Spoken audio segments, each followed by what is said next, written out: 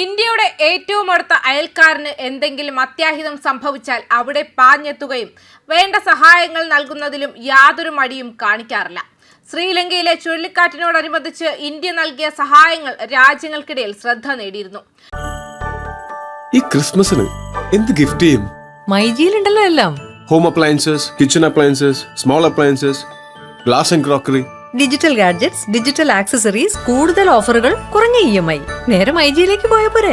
ദിത്വ ചുഴലിക്കാറ്റിനെ തുടർന്ന് ശ്രീലങ്കയുടെ പുനർനിർമ്മാണ പ്രവർത്തനങ്ങളെ പിന്തുണയ്ക്കുന്നതിനായി $450 മില്യൺ സമഗ്ര സഹായ പാക്കേജ് ഇന്ത്യ നിർദ്ദേശിച്ചതായി വിദേശകാര്യമന്ത്രി എസ് ജയശങ്കർ ചൊവ്വാഴ്ച പ്രഖ്യാപിച്ചു.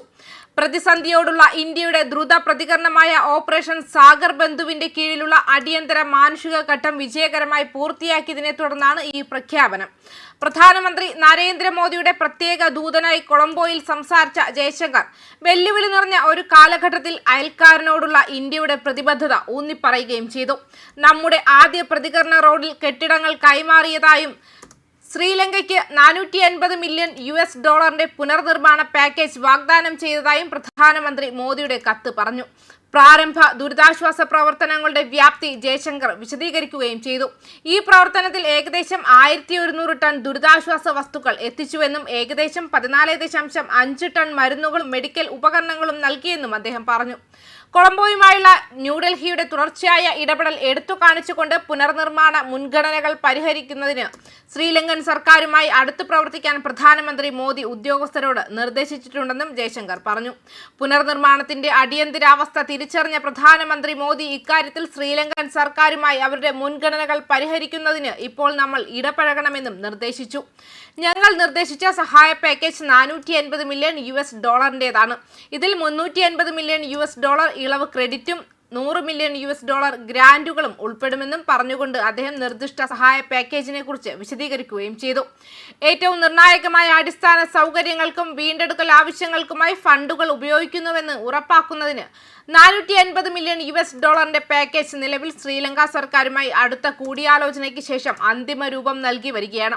ഈ പുതിയ നീക്കം ഇന്ത്യയുടെ അയൽപ്പക്കക്കാർ ആദ്യം എന്ന നയത്തെ വീണ്ടും ഉറപ്പിക്കുന്നു.